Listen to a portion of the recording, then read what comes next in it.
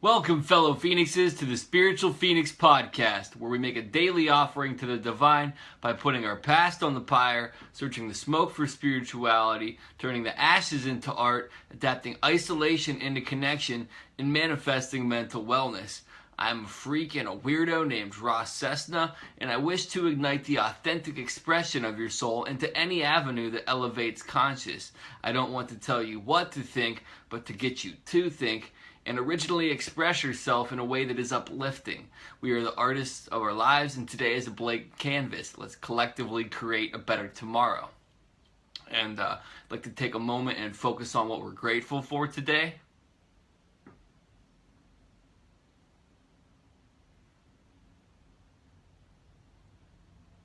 Today I'm grateful that I'm comfortable in being what other people might perceive as weird. I'll get into a couple quotes and then I'll explain why weirdness is actually a good thing. I used to think anyone doing anything weird was weird. Now I know that it is the people that call others weird that are weird. That was said by Paul McCartney. Where's your will to be weird? That was said by Jim Morrison. Yesterday's weirdness is tomorrow's reason why. That was said by Hunter S. Thompson. There's a whole category of people who miss out by not allowing themselves to be weird enough. That was said by Alain de Botton. I was always fascinated by people who are considered completely normal because I find them the weirdest of all. That was said by Johnny Depp. I wrote down normal. I want to say it's a acronym is how I wrote it down. And to me, normal means nothing original, really mundane, always lackluster. And I think that that's a pretty good definition of normal. And the actual textbook definition of normal is conforming to the standard or common type, or serving to an established standard. And in psychology, it means approximately average in any psychological trait as intelligence, personality, or emotional adjustment. So that's really part of the reason why I'm so grateful to be considered weird. I would say that the quote-unquote normal intelligence is pretty subpar. Normal personalities, I find them to be pretty unpersonable, and I wouldn't want those traits. And as far as normal emotional adjustment, I definitely don't want to be affiliated with that either. I don't think people are very well emotionally adjusted. I think that anybody who had above average intelligence could see that. And I'm not downplaying people's intelligence. I'm just saying I firmly believe everybody's intelligent in some way. And now I'll get into the definition of weird. As an adjective, it means suggesting something supernatural or uncanny. I like that one. As an archaic noun, someone's destiny. Wow, that's a good one too. As a verb, induce a sense of disbelief or alienation in someone. And I can't be responsible for how other people perceive me or how other people feel. So if me being me makes them think that I'm weird, I guess that's on them. Maybe they need to do some introspection and develop themselves more. And one thing is, how you perceive other people is a reflection of you. And I used to think other people were weird and that I was normal. And honestly, I tried so hard to be normal. And it was the most miserable existence ever trying to be something that I'm not. I don't think normal's even possible. Everybody's normal is abnormal to someone.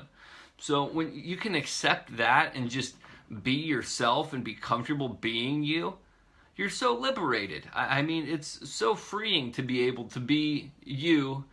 And I mean, the thing is, maybe I always will be perceived as weird. I shouldn't say maybe. I will always be perceived as weird by people. But if me expressing myself in a non-harmful way, not insulting people, trying to help people accept themselves so they can live better lives, so they can help people, so they can progress themselves, so they're not stuck doing the same thing they've always been doing, so they don't need all these forms of escapism. If that's weird, I'll gladly be that. And I mean, the definition of weird is awesome anyhow. So, I don't know. Like, I spent so much time trying to fatally fit into situations that I didn't belong, and trying to be somebody that I wasn't, or trying to be this common understanding of what weird is. Now I'm just being me. I mean, and it probably will make people uncomfortable, and I can't do anything about it. I just hope that other people that feel weird or something like that can understand that it's actually a compliment, and a lot of people don't have the intelligence or time to actually research what words that they use mean, or they just don't care, or they use them in the inappropriate context. And I've talked before how powerful words can be. And if somebody feels the need to go out and insult you or call you out, it really says more about them and how their internal dialogue is about themselves, and they're trying to make themselves feel better. Because when you put somebody down, what it really says is, I feel so small, I'm going to try to build myself up. Even look at the phrase, put someone down. So you're putting them below you so you can feel elevated. I mean, I can't really go on to this anymore. Be yourself, love yourself. If people view you as weird, that's on them. Do you, be happy, be good to people, and just embrace who you are, because people are going to try to kick this out of you, and people are going to try to make you fit in their box.